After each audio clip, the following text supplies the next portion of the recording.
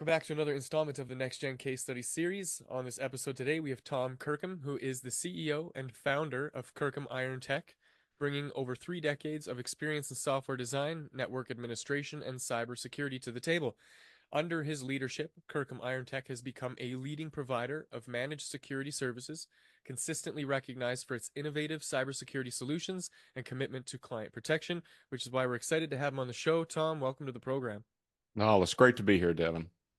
I am excited to kind of go into some of the work that you're doing and share a little bit of the history of the business. But before we get there, if you could maybe just in a couple of minutes here share a brief background on who you are, where you came from, and how you landed as the CEO and founder of Kirkham Iron Tech. Well, I'll try to keep it brief because I don't want to bore everyone. But I started in computers as a hobbyist, and I had other jobs, and I was the operations guy for if you remember the 1 hour photo labs.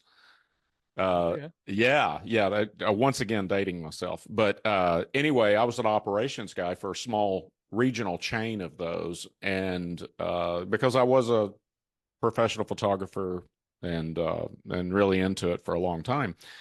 The company that had the chain needed software, so they evolved into a software company. They built their own software to run their stores, and then that subsequently was sold to not only 1 hour photo labs but also other types of retailers all over the country.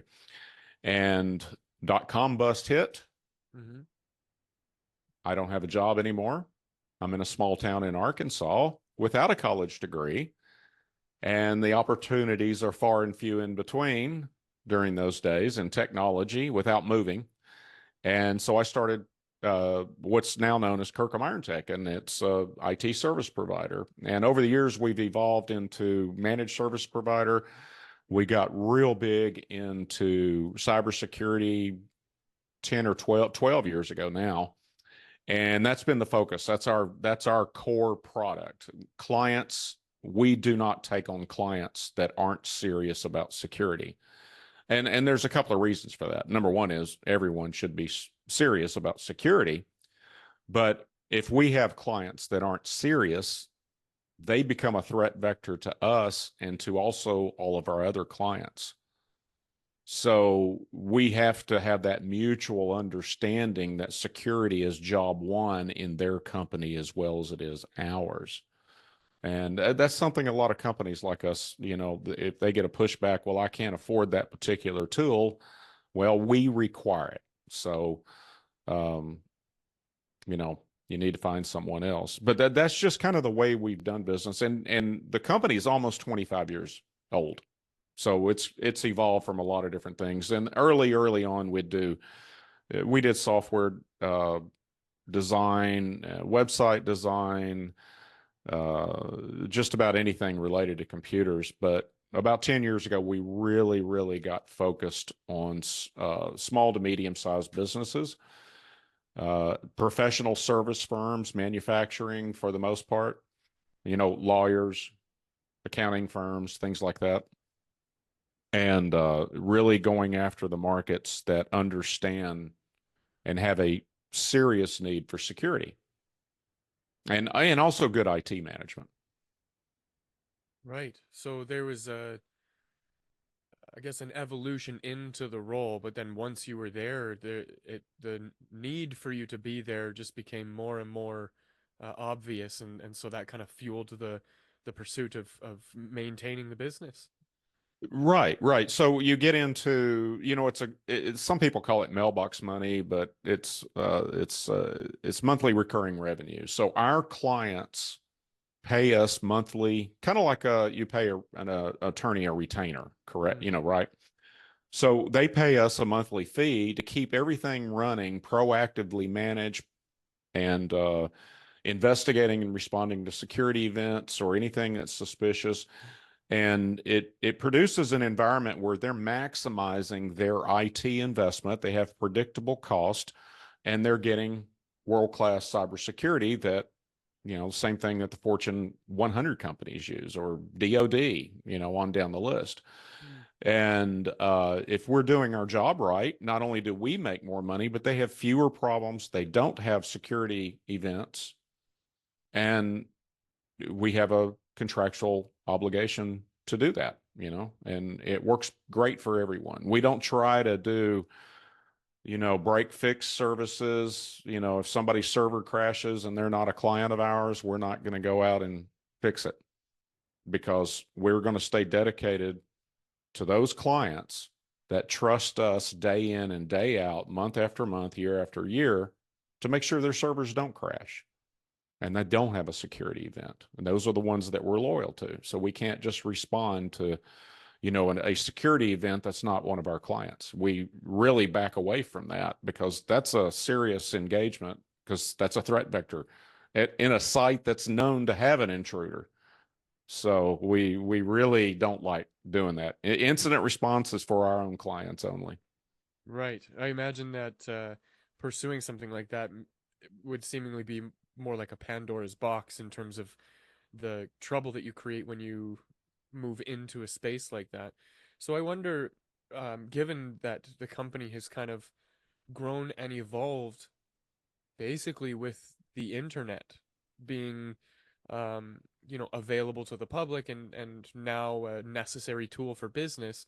I wonder if you could speak to the evolution of the way that you acquire customers as it were originally, and then maybe some of the efforts that you're up to now in terms of the distinctions that would be the different time frames or the different tools or the different needs of businesses in those kind of different eras of time.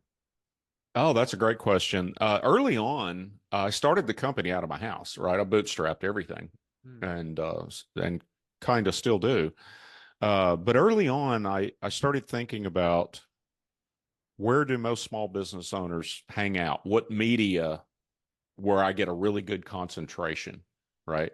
And so this was 25 years ago. So we're not really thinking Facebook or LinkedIn or any of these things, right? None of that existed. Right. And so in those days, in this town, it was talk radio, an AM radio station. And I'm not being political here, but it had Rush Limbaugh, and it was conservative talk radio. And I figured, especially where I lived, that was where the majority of small business owners hung out. They listened to it when they're driving, or at home even. And so I reached out to the station, took some ads out. They actually put me on the air. They had a local show every morning for 2 or 3 hours. Had a great couple of people in it, very well-known local personalities, local radio personalities. And one thing led to another, and I worked out a deal with the radio station to where every Saturday I had a 1 hour call-in computer show. Whoa. And I didn't pay for it. Okay. It was a funny meeting, but my mentor, he's since passed on, but he was a very famous radio personality in the area. And he goes, "Yeah, I think you've got the voice and you do really well. Sometimes we just sit there and let you talk for 15 minutes on our own show because you just carry the ball, right?" So I found out I had a knack for it. And so I did that show for about 4 years. And my ratings were very good. One of the highest rated shows on the weekend, if I remember right, if not the highest one. And so he gave me name recognition, but it wasn't about advertising the company. I made a deal with them. This will not be an hour-long infomercial.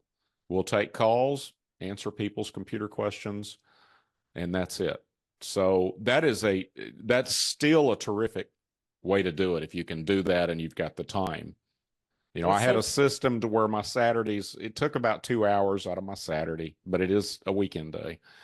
But it was pretty easy to do. And if you can work a deal like that out, you can really get your name recognition out there, especially if you're lazy like me and name the company after yourself. so, that helps. yeah, I wasn't always talking about the company. It was a Tom Kirkham show. So it's an unusual last name somewhat. And so it was easy. In a small town, there's not many Kirkhams around. So Yeah, the but that evolved over the years, and we tried all sorts of different things. And I had known from other businesses I had been involved with that advertising and marketing has to be consistent. You're not going to go write a check for a month worth of radio ads or a month worth of TV ads or newspaper ads or whatever it may be, and you're going to see return on investment. It's you've got to do your research, understand the media, and then invest the time, money, and energy in the ones that you think is the best way to do that. And then you wait 3 months, 6 months to see if it works. Now,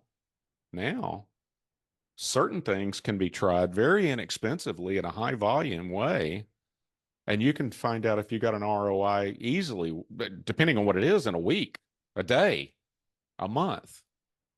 And so right now it's continually evolving. And I mean, we're using AI. I can't even keep track of all of the different AI tools, all of the different marketing databases that we're constantly ripping and replacing and adding and subtracting and leveraging and going through those. But we're doing really well with mining LinkedIn. We're a national company now. Early on, we were locally to this. It's a small MSA. It's about 350,000 in this area, this marketing area.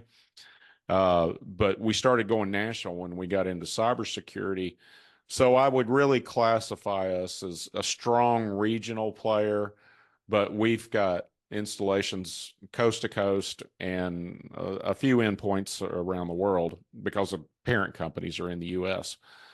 And so you can't in this company, you've got to figure out ways to market, to advertise, to sell, to get mind share, illustrate thought leadership and things like that. You can't do it through traditional media. It's too expensive.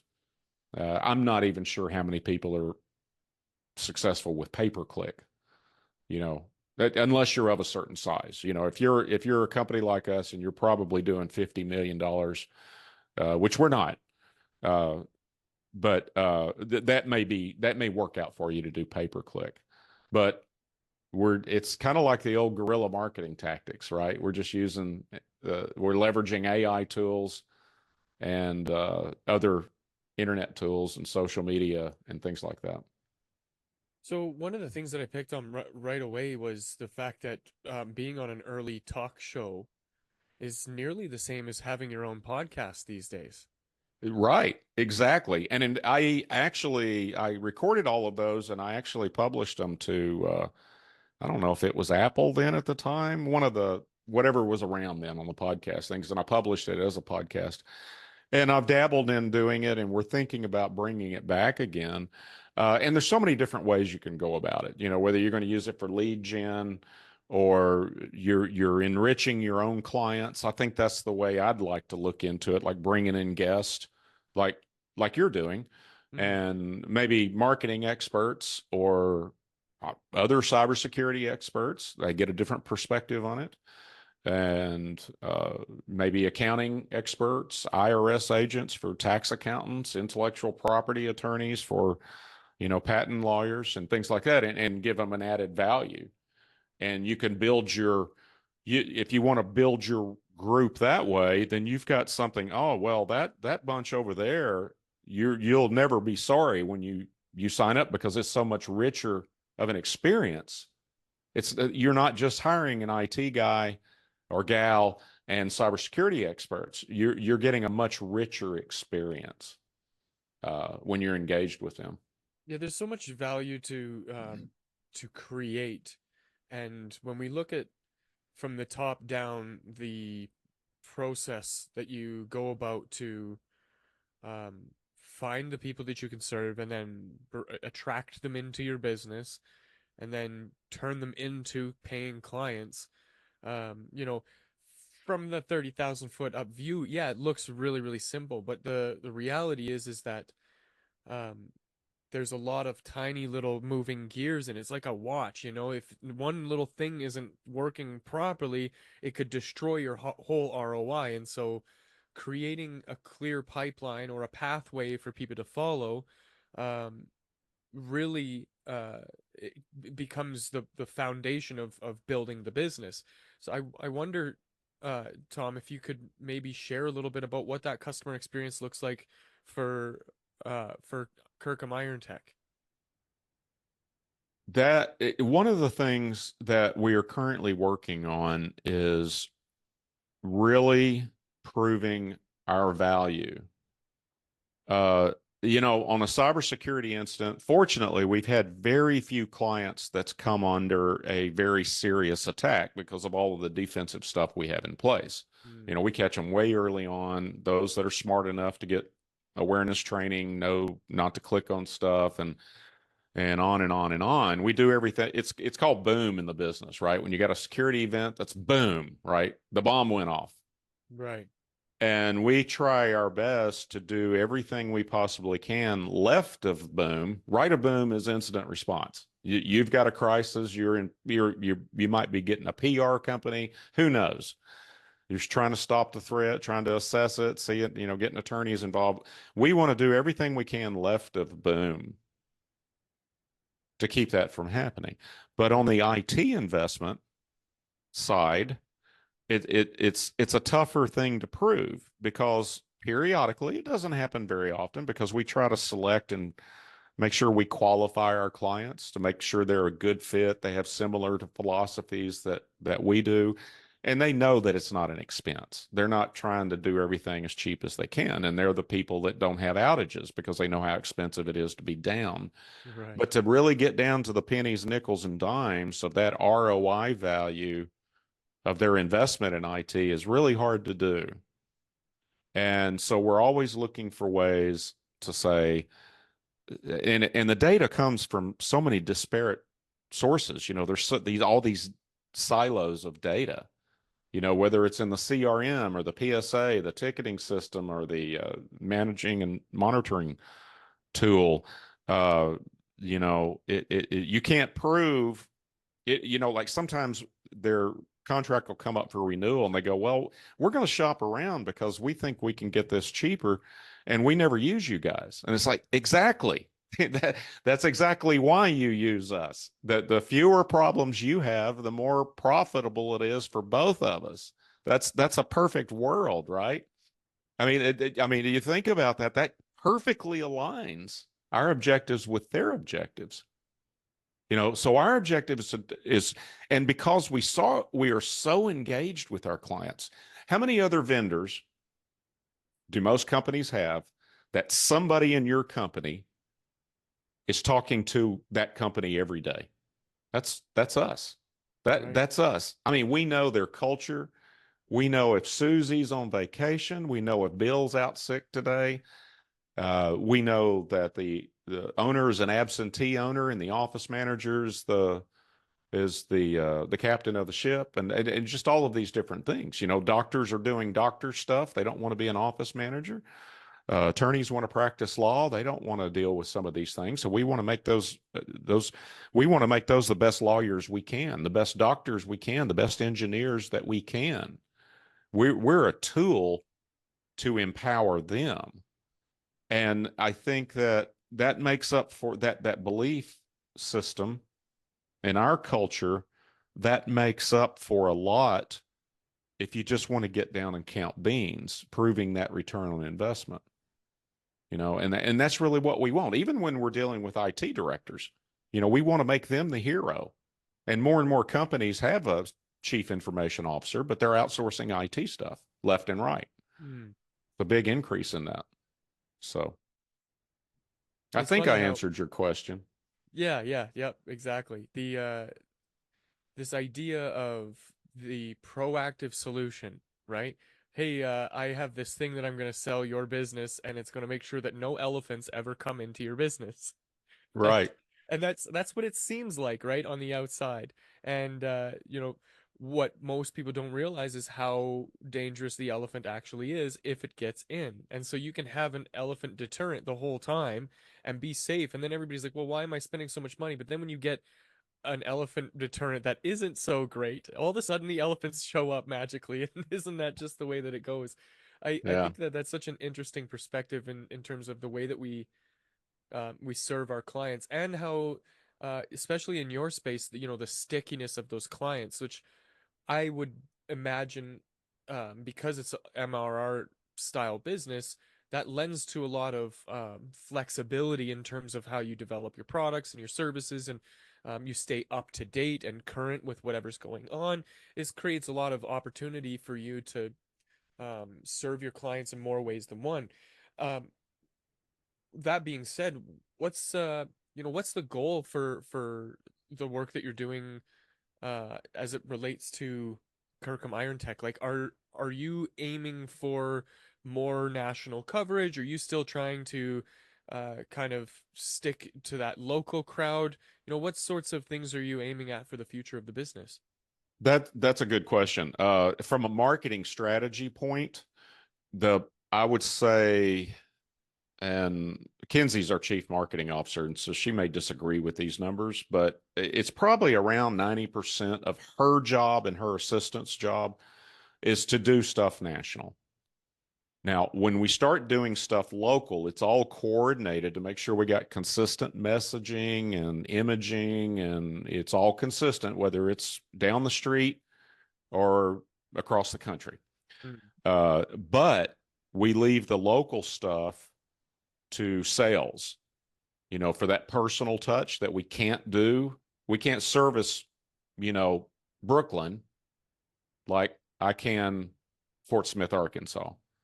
Even right. though we have clients in both and we reach out to both and all of that, it's a little bit different. So we treat the local stuff as a sales with marketing support, and the national stuff is marketing and marketing strategy with sales support. So marketing's all about getting those appointments from all over the country in, and sales is about mining their own locally. I'm curious to maybe hear about how the transition from being local to a more national reach. How was that transition for you? What sorts of challenges or bottlenecks or friction did you face along the way when you were making that shift in the business? Yeah, that's a well, COVID kind of helped us with that. Hmm. So when we got real big into cybersecurity, we started looking for what industries are the most vulnerable right now. Hmm. And now you got to think this is 8 years ago, I think. And critical infrastructure. And then we saw that there was zero protection in water utilities. So we started doing water utility conferences, these technical conferences. All the states have, and others, regional ones, and they have a national presence. So, we're surrounded by 5 states within a 150-mile range here. So that's our market area. And we go, well, we might as well go national. They've got a national conference. We've got all of the state water associations here. So that was our first leap into going national, because we could walk into those places. Cybersecurity is something that can be monitored remotely. It's not something you're going to find local expertise on like you can IT. And you don't need boots on the ground. I mean, Right. everything can be done remotely. And if you do need boots on the ground, a local IT guy, just say, well, this is what you need to do right now. And so it's real easy to do. And so then COVID hit, and we had all these law firms and accounting firms that had to work remotely all of a sudden. And conferences, in-person conferences, if you remember, the McCormick, Las Vegas Convention Center, Jacob Javits, they're all empty, and everybody's on Zoom. So then I go, or one of us did, continuing education. Attorneys have to have continuing education credits. Accountants have to have continuing education, engineering, and it goes on down the line. So we started doing educational webinars that they got credit for their continuing education, and it was about cybersecurity. And now we add, ROI on IT investment and governance and things like that to help them run their law firms better, or whatever it may be. Right. And that really gave us a lot of mind share, developed and cultured a lot of relationships with these associations. And we've got a lot of trust with them, and we consistently do it. We've done fewer this year, but that's been a choice on my side more than it has been on the lack of. But there, for 2 or 3 years, we probably did 200 or 300 webinars. Some weeks I'd be every day, almost every day. doing those. And that's another good technique if you can break into it. But it took a lot of work. Right. There's a lot of moving parts in that approach, right? When you're trying to set up all the digital assets, the landing pages, the registration forms, the data collection, CRM, Yeah. there's before you know it, you're in over your head with all those Well, tools and now technology. I want to stress on these continuing education, and we had the utmost respect for it from the get-go. They do not want an infomercial. And it was typically their registration. We don't know who their people are. Right. Some of them would share that information with us and others would not. Now, we've done it the way you're talking about. It's our own show. Yeah.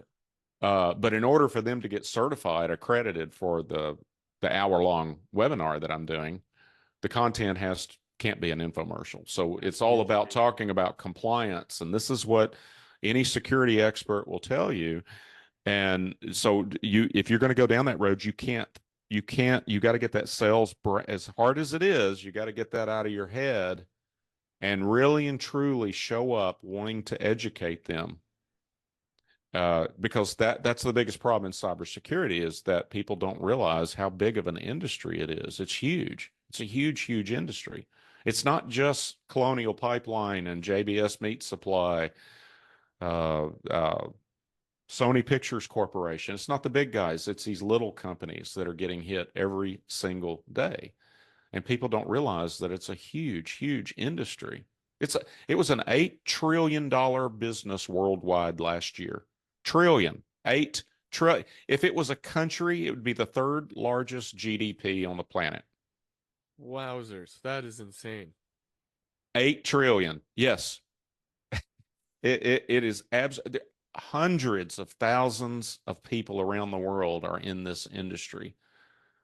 And a lot of them, if not most of them, are on the criminal or the nation state or the warfare side of it.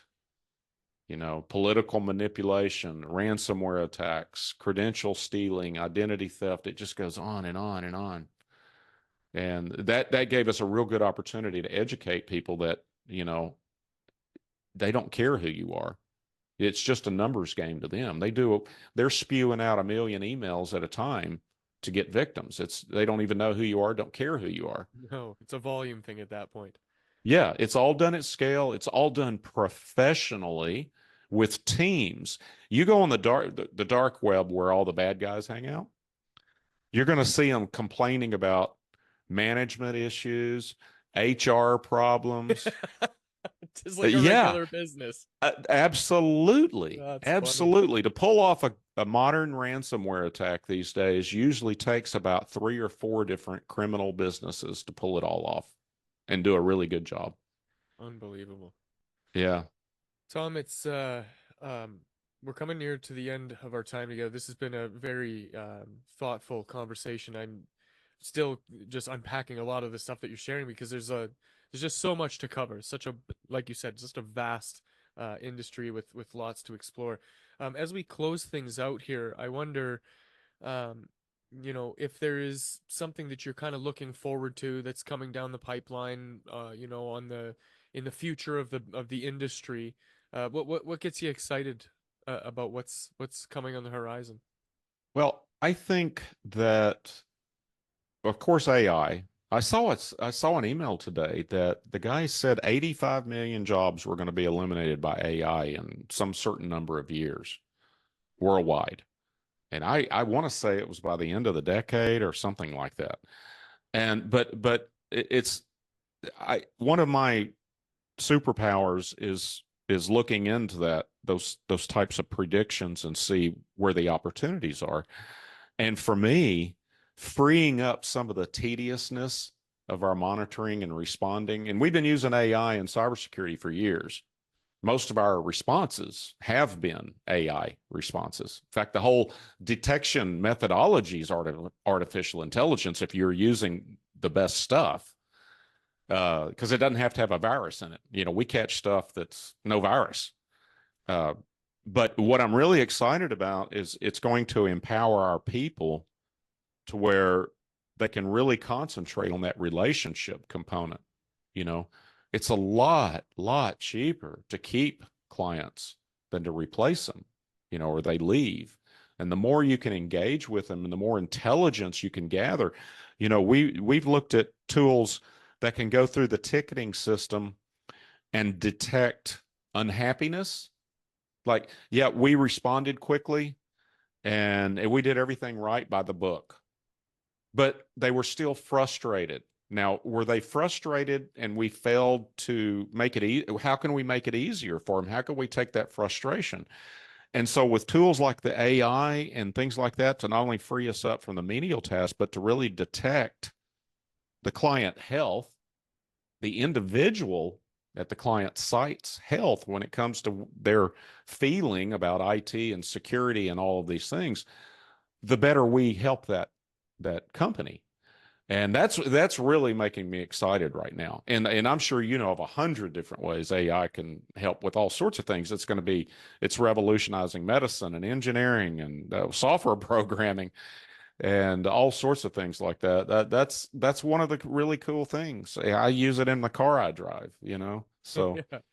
That's funny, actually. In an interview recently with Elon Musk, he was talking about how Tesla doesn't manufacture cars.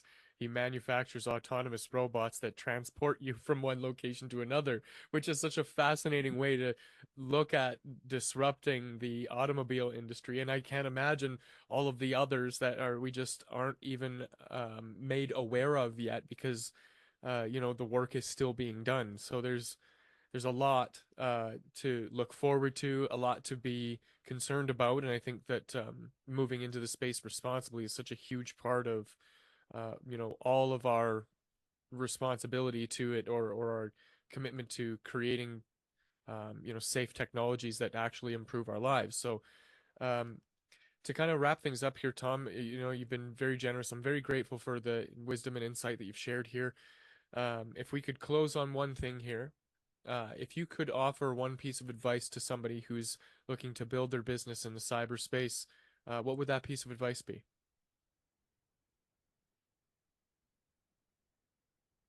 you got to understand the risk tolerance. You've got to understand your risk tolerance. I'm a high risk individual. It's served me well, but it's also very stressful. And this is age related too. Okay, so I'm in my early 60s, and my risk tolerance is still really high for someone of my age, but my annoyance factor is also growing. So I think you really got to understand who you are as a person and how you want the company's values and culture to work in harmony with those things. And one of the things that I learned recently, it was 2 or 3 years ago, we started this. I wanted to see high growth, and so for the last 3 or 4 years, we've averaged well over 30% a year growth. That's risky because if you make a mistake, it's very expensive. If you're growing at a very fast growth rate in a service business like this, at a real fast growth rate, and you make mistakes, they're highly magnified. So is that something you can live with, or are you happy with growing 5 or 10% a year? And what does that look like to you? If you're growing at a very high growth rate, you've got to be ahead of the curve on scale. You've got to have more people than you need. You're constantly going to have more people than you need. Well, if you're bootstrapping, you don't have, uh, from a cash flow perspective, you better not make a mistake, Right. because you're gonna be short for a quarter or something like that. How much can you tolerate that financially? And taking on debt, and that in a service business, accounting and law and IT security, you can bootstrap those industries. But growth is what becomes expensive.